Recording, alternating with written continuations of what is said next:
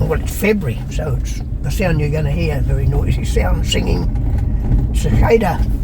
So we're going out to the forest to have a look around and see what we've got. And we'll talk a little bit about their life cycle and that sort of thing. So that's what we'll do today. So we're going to have a look out in the forest. We're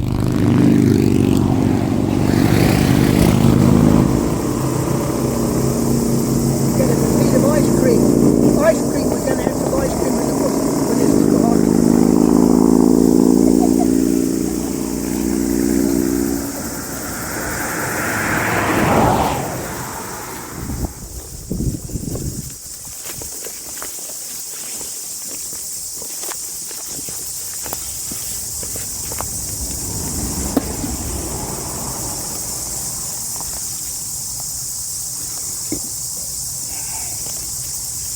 What I'm going to do here, what we're going to do now, throughout this forest we've put in traps for rats and mice, but also underneath this we hope to see some invertebrates walking around. When we first did the crop there was none, we didn't see any. Today we're going to check and see if there's something there. Okay, so we'll have a look as I take this away. And there are, can you see them moving about?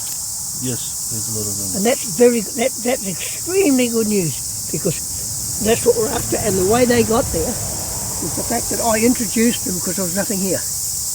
Now, for my own forest elsewhere, I took, and in this thing there's some dirt in it, but in amongst this there's all these invertebrates. Right? We're not really going to have an ice cream, but what we are going to do is, in here again, there's some, see what I mean? See them all jumping about? See them jumping about then? Mm-hmm. See them? Yep. So what we're doing is introducing them. And why we do this is because the forest is a whole thing. It's not just trees. It's what's on the ground, all the sort of thing. You know, what lives beneath the ground. We'll have a look under here as well, and to see what's here, and we'll see there. Right, there's here. So this area's got enough. So I don't need to put any of these in there. So I'll take this somewhere else where there isn't any. So we go right through the block and do that. Come down here. Come down here a little bit more and I'll show you. Have a look.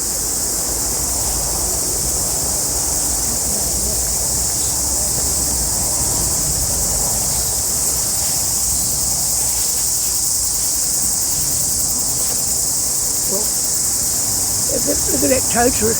Look at that toaster up there. And it's only 30 years old. Look how high that is. Huge. And look at the trunk down below. And see? So this healthy ground under here is all invertebrates. We need them.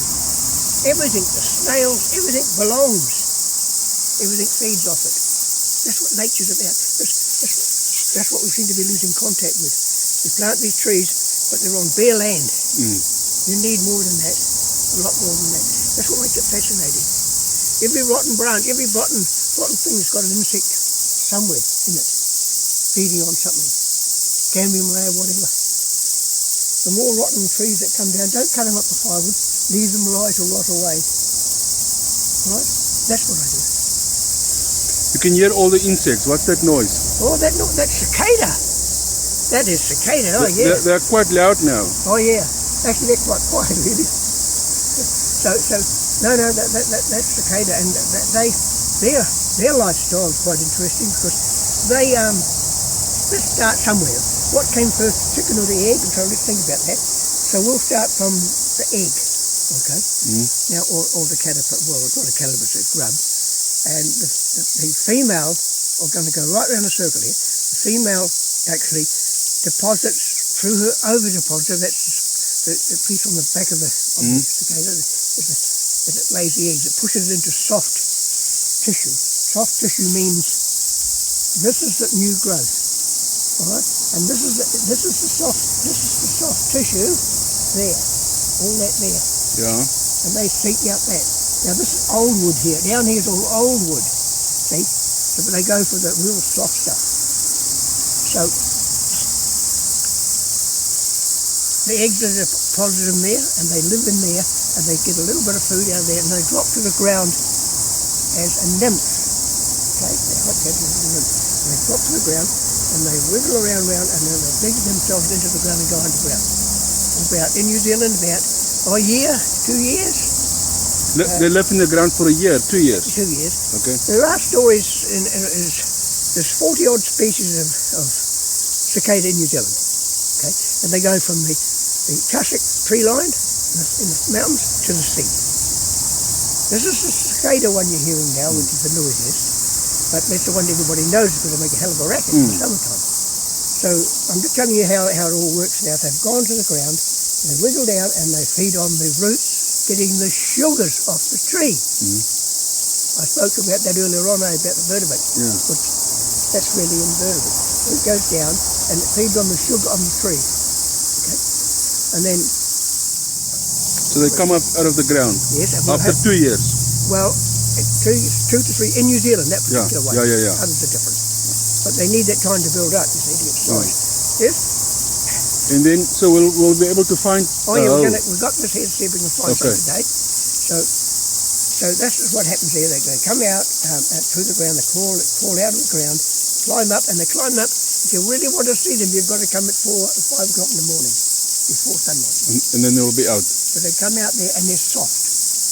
Okay? So they climb up and they know where to get. They get up on a branch and they sit there, and then the sun starts to dry them and they break out of their shell, out of their husk, and become a cicada. But they're soft and delicate at that time.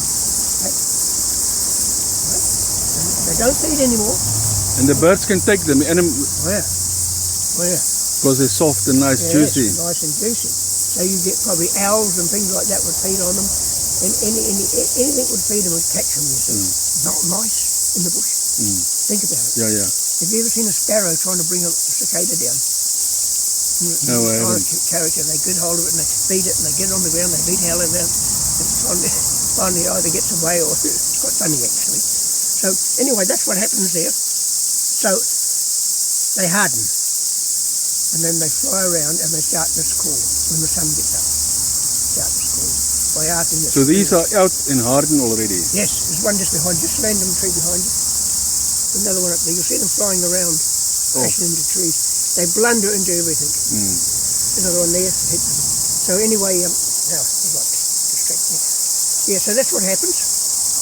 So now they don't feed. They're only searching for a mate. Now all that sound you hear is males, not females. So that gives you an idea of the quantity. Now the female makes a little clicking sound. Little sound like that. I can hear this side is a clicking sound. No, that's the male. Okay. The other one's just a different sound. So anyway, they mate.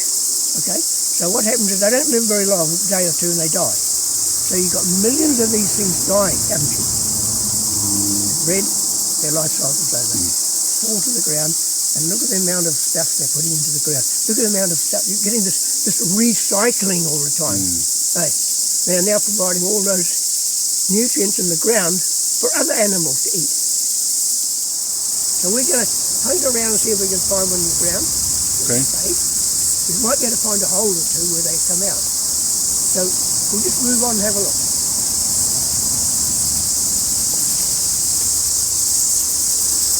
You can take it off.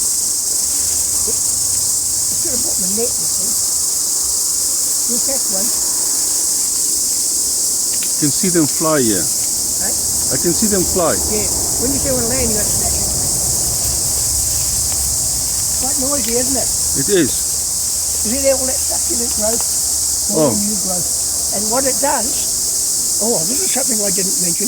What it does, it reshapes the forest.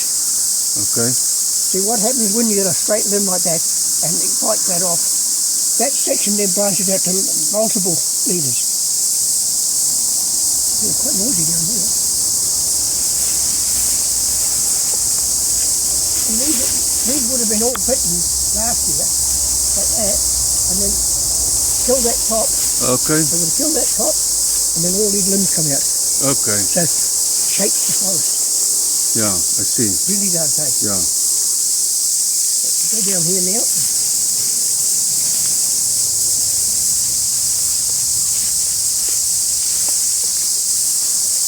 You can hear the river now, it's just nice. Oh, they're taking off everywhere. I can see them. They're just in front of you.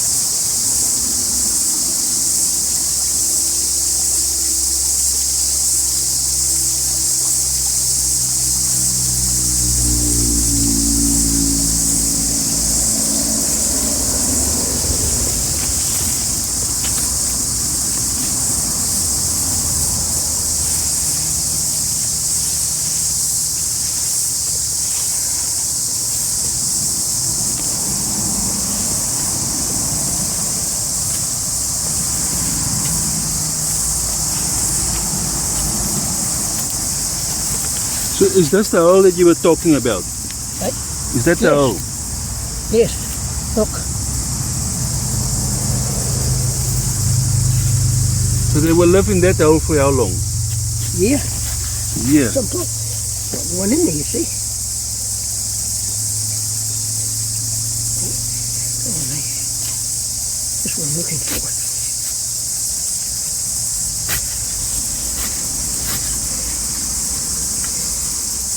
It's maybe already out.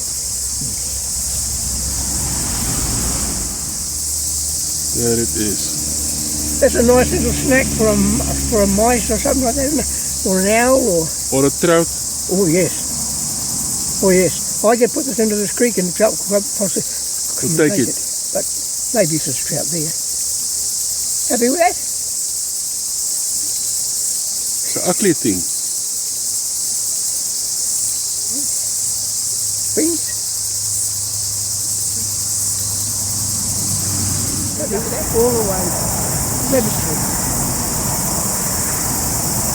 Cicada never got it done. They don't touch that eye, by the way. Okay. They don't seem to touch that eye. From my experience.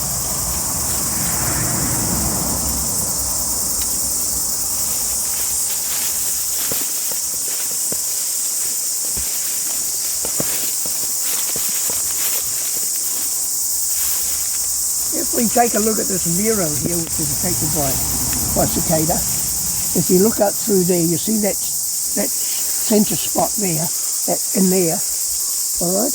Yeah. That was bitten in there, and then they all branch out. Okay. Yeah, so it gets quite gnarly, quite twisty. So I can do what we call prune to form. I can get rid of one of those one year and then one on the next year, Yeah. and let it go to a single tree. But you don't want to because it's a forest. Yeah. It's not a nursery.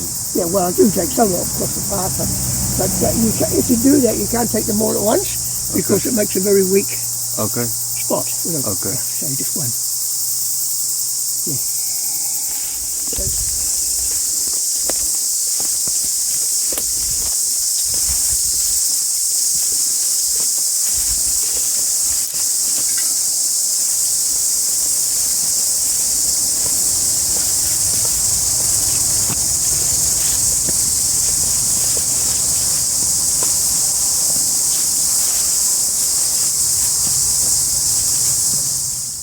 This here is the nymphs that lives under the ground in New Zealand for about 2 years, 1 to 2 years, 18 months.